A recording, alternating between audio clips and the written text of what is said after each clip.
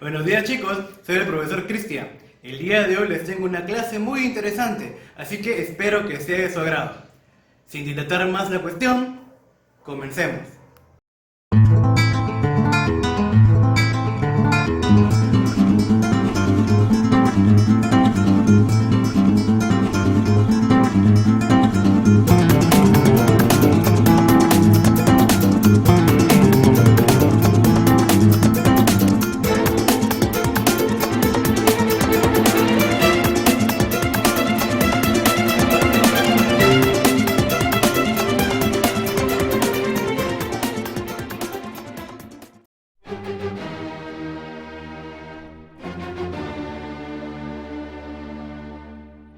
Para comprender la sociedad virreinal tenemos que analizar cada una de sus características.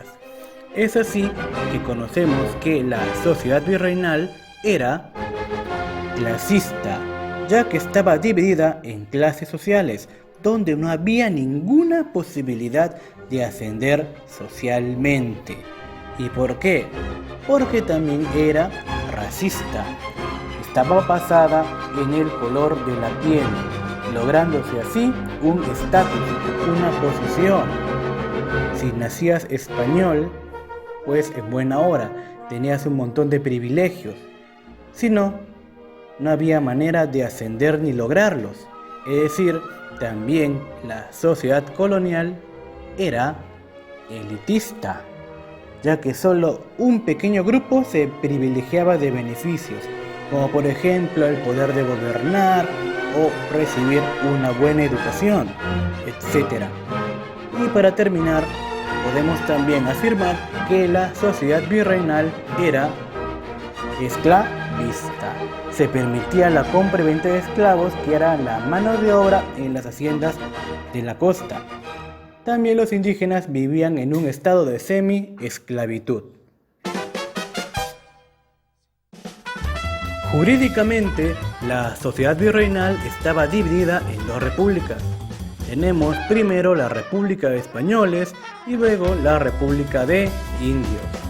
Vamos a detallar cada uno de ellos.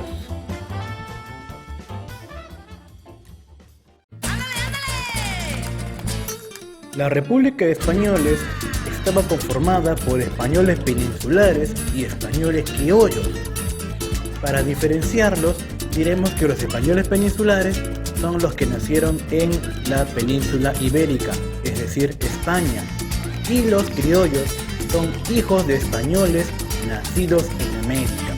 Sus padres eran españoles y este criollo, por azares del destino, nació en América, en México, en Perú, en Argentina, pero al nacer acá ya tenía menos privilegios que sus contrapartes de la península ibérica.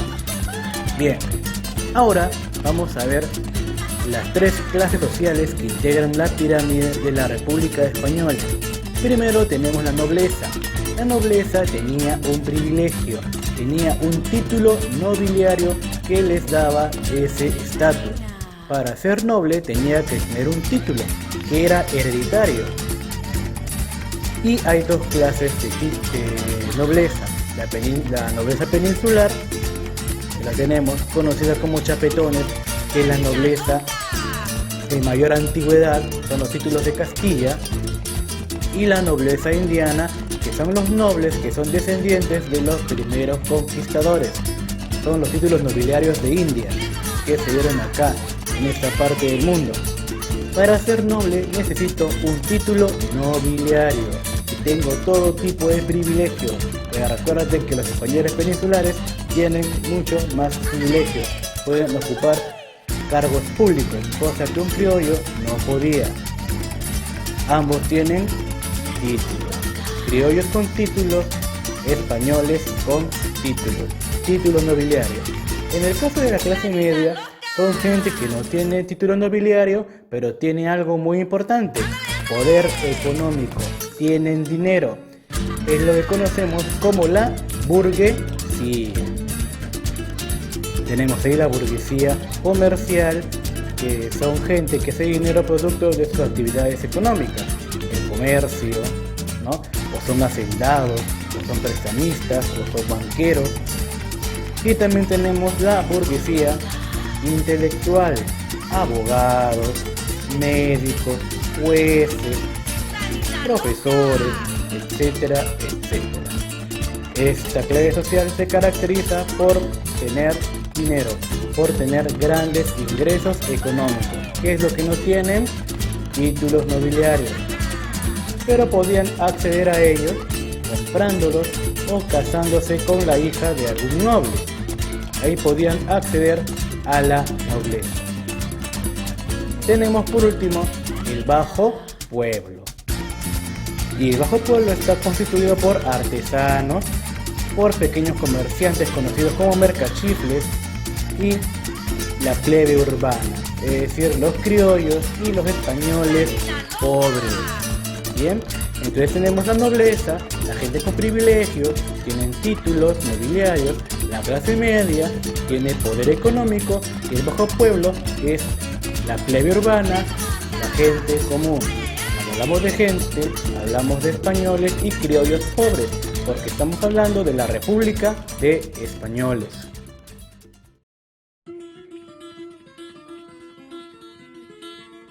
La República de Indios está conformada por dos clases, la nobleza, es decir, los indios nobles. Acá tenemos por ejemplo el Barayoc, que es el alcalde del pueblo de indios, y el cacique que era el intermediario entre el español y los indios comunes. Ambos tenían privilegios, ambos podían recibir educación en colegios especiales conocidos como colegios para indios nobles. En cambio, el bajo pueblo eran los indios del común, que no tenían ningún privilegio. Eran los mitayos, que eran los indios que hacían trabajos pesados, trabajaban en la mita minera, un trabajo obligatorio del cual muchos morían. Y también tenemos los yanaconas, que eran sirvientes en las haciendas. También tenemos a los pongos, que eran domésticos. Estos indios del común eran la gran mayoría en toda la sociedad virreinal y vivían en un estado de semi-esclavitud. Vivían explotados por los españoles. Ahora, estos indios del común pagaban un tributo por ser súbditos del rey de España. Hablamos del tributo indígena. Vivían pues, como le decía, oprimidos por los españoles.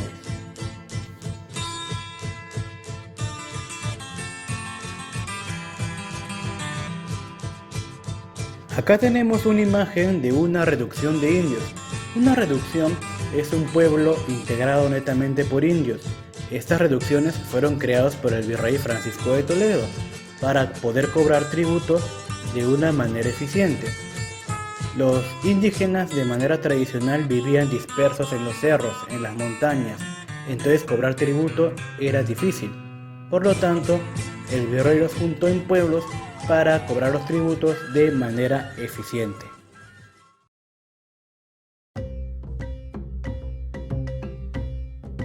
Ahora hablemos de las clases marginales.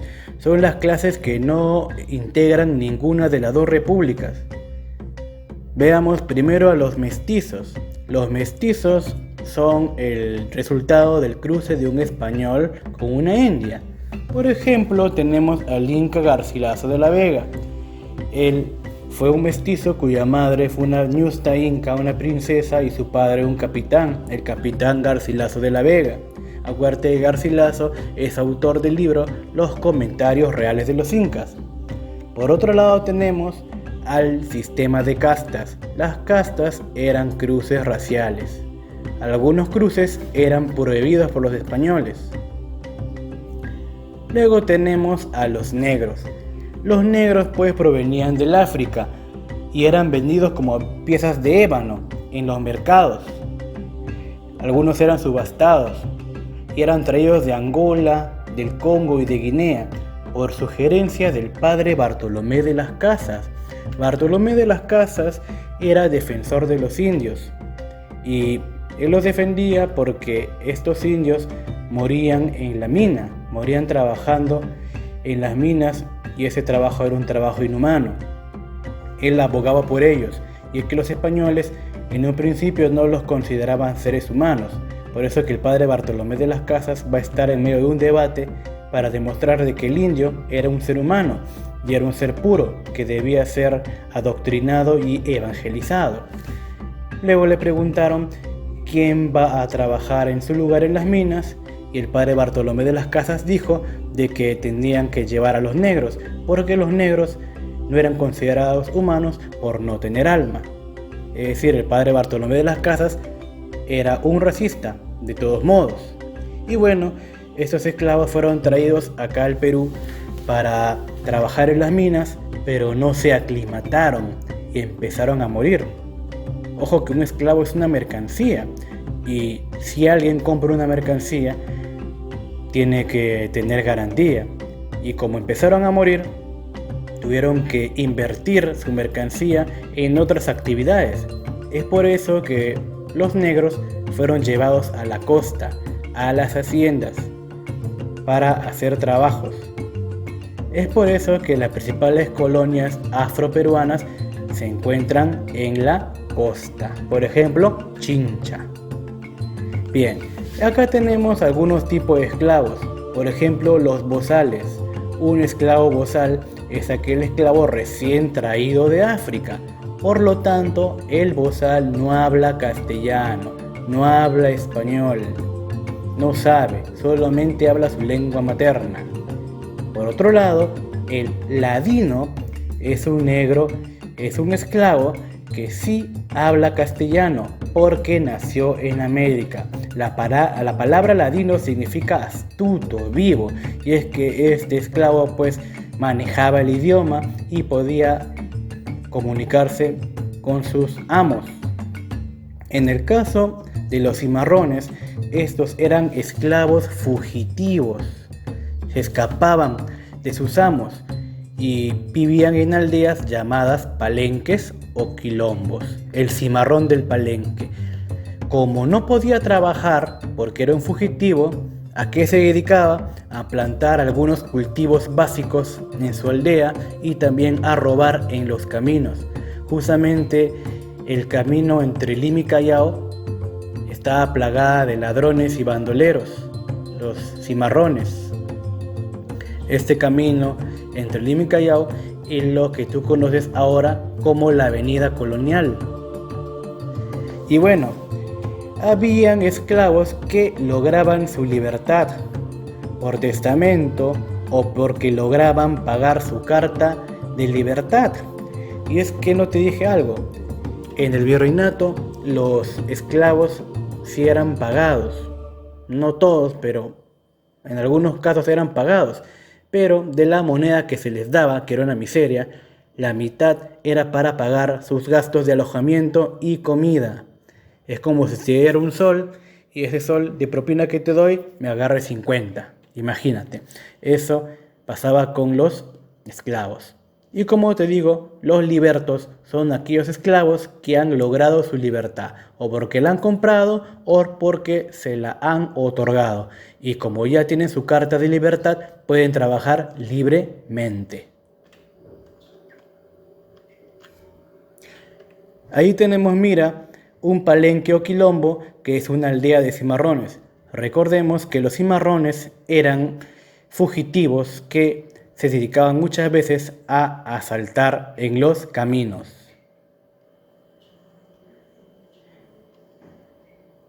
Y bueno, acá tenemos las modalidades de compra de esclavos. Por ejemplo, tenemos cuando te vendían un esclavo con el alma en la boca. ¿Qué significaba un esclavo con el alma en la boca?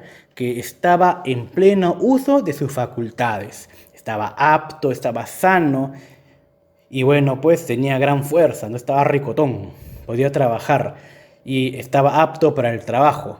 No tenía ningún tipo de enfermedad, por lo tanto, costaba caro. Luego teníamos otra modalidad, el esclavo o el negro costal de huesos. ¿Qué significaba el costal de huesos?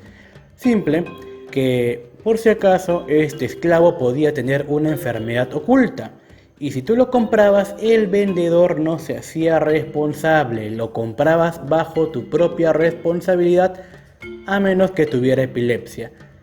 Ahí sí era pues la excepción. Por otro lado, tenemos al esclavo con todas sus tachas. ¿Qué significaba esta modalidad? Que este esclavo podía resultar siendo un facineroso, un cimarrón, un esclavo violento, y si tú lo comprabas, el vendedor tampoco se hacía responsable si eras víctima de algo. Así que tenías que tener mucho cuidado según las modalidades de compra de esclavos. Y bueno, acá tenemos la carimba. La carimba es el marcado de los esclavos. Cuando un esclavo era comprado, era marcado con este hierro, ¿no? Candente, ¿no? Con la marca del dueño, la carimba. Y para terminar, tenemos el sistema de castas. Acá tenemos algunos ejemplos de los cruces raciales, porque son cruces raciales, y por ejemplo tenemos el cruce del blanco con el indio, trae como resultado al mestizo. El blanco, el español, con el negro, el negro, trae como resultado el mulato. Ejemplo, San Martín de Porres. Su madre fue una esclava panameña y su papá fue un soldado español. Luego tenemos la mezcla del indio con el negro. Resultado, el zambo. Luego tenemos al blanco con el mestizo. Resultado, el castizo. El indio más el mestizo. Resultado, el cholo. Luego tenemos al negro con el zambo. Resultado, el zambo prieto.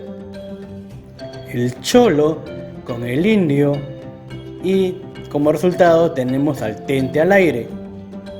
El tente al aire más el mulato, tenemos como resultado, me estoy cansando, el no te entiendo. Y el tente al aire más el indio, el tente al aire más el indio tiene como resultado al salta atrás, imagínate. Y así como estos cruces hay muchos más. Por eso que el sistema de castas jamás fue efectivo, porque hubieron cruces y cruces y cruces y cruces. Acuérdate que del virreinato hasta la actualidad hay más de 500 años. Imagínate cuántos cruces se habrán dado desde entonces, desde la época del virreinato hasta la actualidad. No por algo reza un dicho: el que no tiene de inga, tiene de mandinga. Bueno, esto sería todo por el día de hoy. Recordemos lo aprendido de clase.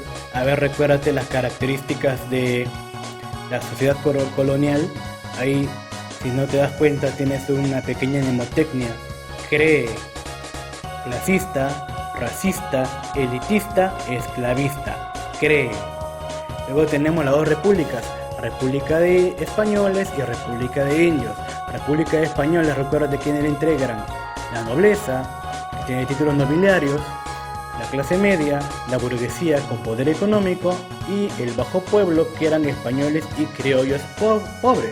Por si acaso no te vas a olvidar, un criollo era un hijo de español nacido en América. Por otro lado, la República de Indios, los indios nobles y también los indios comunes. Solamente los primeros podían estudiar en colegios para indios nobles.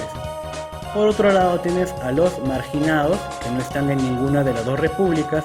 Tenemos a los mestizos, tenemos a los negros, que eran esclavos, y tenemos a las castas. Bueno, espero que les haya gustado y conmigo será hasta la próxima semana. Cuídense mucho, nos vemos. Chao.